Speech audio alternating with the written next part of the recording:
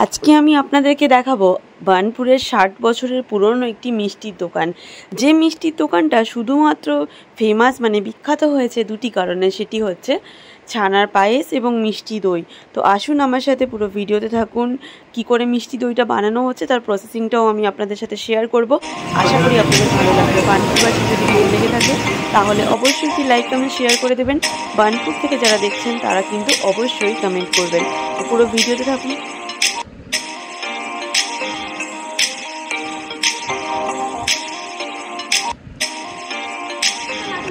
আমি শুনছিলাম কেমন আছেন আপনারা সবাই। আমাদের সেই সকলেরই প্রিয় আসানসোলের মধ্যেই পড়ছে বার্নপুর। আর বার্নপুরের একটি ফেমাস দোকানে আজকে আমি হাজির হচ্ছি, সেটা হচ্ছে জলযোগী মিষ্টির দোকান। কেন ফেমাস সেটা কি আপনারা জানেন? আর কত বছরের পুরনো তা কিন্তু ভিডিওতে আমি এক্সপ্লেন করবো। ফেমাস এই কারণে সেটা হচ্ছে দইয়ের জন্য। দইটা এতটা সুন্দর যে আসানসোলে এক ডুপ্লিকেট কপি কেউ করতে পারেনি। অসম্ভব সুন্দর খেতে। আর কী করে বানানো হয় সেটা দাদার মুখ থেকে জানবো, কতদিনের পুরোটা জানবো। ভালো লাগলে অবশ্যই শেয়ার করবেন, কারণ প্রচুর পাবলিক ডিমান্ডেই কিন্তু আজকের এই ভিডিওটা। তো দাদা, কতদিনের পুরনো এই আমাদের প্রতিষ্ঠান? মোটামুটি ৬০ বছরের পুরনো। ৬০ বছর, আচ্ছা। তো আমি তো যখন আসি দেখি কাকু থাকে। কাকুরই ছেলে আপনি? হ্যাঁ, আমি কাকুরই ছেলে। কাকু এই মুহূর্তে দোকানে নেই, উনি খেতে গেছেন বাড়ি। এখন আমি উপস্থিত আছি।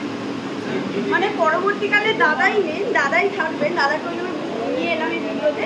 আচ্ছা দাদা, মিষ্টি দই যে এত ফেমাস জলযোগের আমাদের বার্নপুরের, তো এই কীভাবে বানানো হয় বা ফেমাস হয়ে উঠলো তার কারণটা কি? ধরুন, আমাদের পারিবারিক ঐতিহ্য, পারিবারিক যে একটা আমাদের সিক্রেট রয়েছে, সেটাই ওটাকে আমরা বংশ পরম্পরায় ধরে রেখেছি। এই জন্য আমাদের দইটা আত্মীয় কেউ দখল করতে পারে। দইটা প্রথমে তৈরি হচ্ছে দিয়ে চিনি দিয়ে কন্টিনিউ। এখানে এগুলো তো আমাদের ফোটাতে হয়। এটা অনেক দুধ চিনি দিয়ে এটাতে আমরা ফোটাতে হয় অনেকক্ষণ ধরে।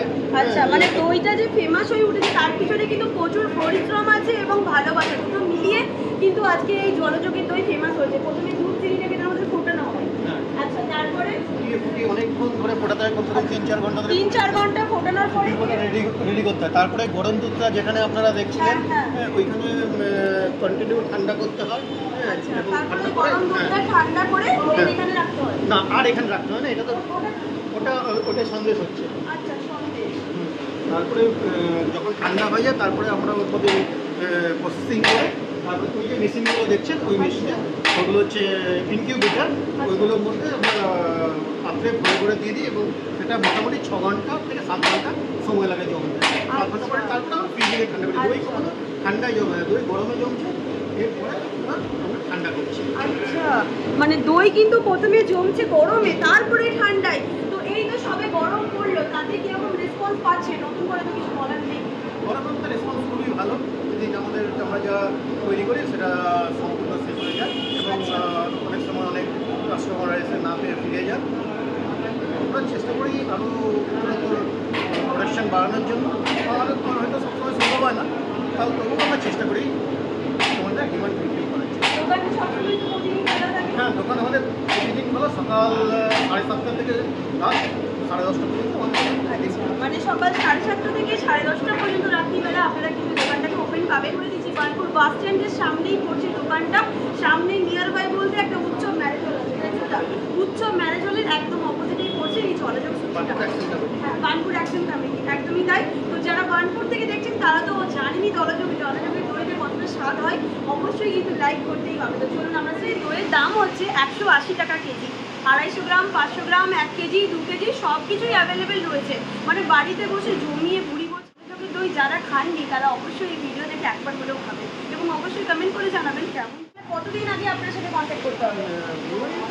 আপনি 7 দিন আগেও কন্ট্যাক্ট করতে পারেন। অনেক সময় আমাদের ডেট যদি খালি থাকে আপনি 2 দিন আগেও করতে পারেন। অনেক ফুলও হয়ে যায়, তখন অনেক কাস্টমার হয়ে যায়। আচ্ছা, বাঙালিদের শেষ পাতে মিষ্টি আর দই না হলে জমে না। তো দই কিন্তু সমস্ত কাজেই লাগে, যে কোনো অকেশনে। আর সেটা যদি জলযোগে দই হয় তাহলে তো কোনো কথাই হবে না। তো চলুন, এরপর আমরা জলযোগে সেই দইয়ের দিকেই ফোকাস করবো। এখন স্ক্রিনে দেখ, এটা হচ্ছে 1/2 কেজির একটা দইয়ের কন্টেনার। তো এর মধ্যে আমি দইটা মানে এতটা তো আমি খেতে পারবো না, তাই ফার্স্টে একটুখানি খেয়ে তোমাদেরকে রিভিউ দিই।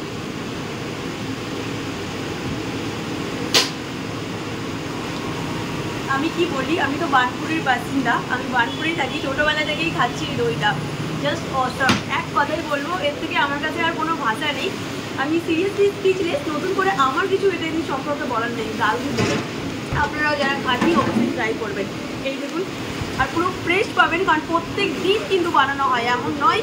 কারণ যাদের যা ডিমান্ড থাকে এই জলযোগের দইয়ের, এই গরমকাল ভর্তি, তাদের কিন্তু প্রত্যেক দিনের জিনিস প্রত্যেক দিনই শেষ হয়ে যায়। পেজটাকে ফলো করে তোমরা কিন্তু সকলেই পাশে থেকো, তাহলে প্রত্যেক দিন আসানসোল বার্নপুরের আপডেট কিন্তু প্রত্যেক দিন তোমরা পেয়ে যাবে।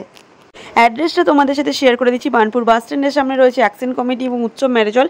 উৎসব ম্যারেজ হলের অপোজিটে রয়েছে দোকানটি। যেমনটা দেখিয়েছিলাম যে জলযোগের দই, আর আজকে হচ্ছে জলযোগের ছানার পায়েস, যেটা আমি আগের দিন পাইনি খেতে, তো শেষ হয়ে গেছিলো। আর আজকে ওই জন্য একটু তাড়াতাড়ি দই এবং ছানার পায়েস সম্পর্কে কিছু নতুন করে বলার নেই, তুমি খেয়ে পরে বলি।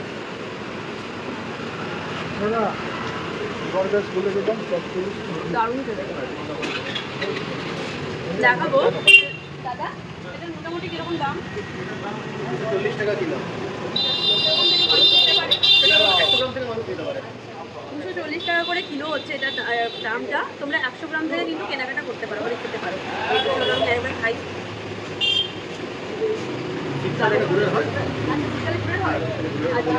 শীতকালে কিন্তু এটা গুড়েরও পাওয়া যায়।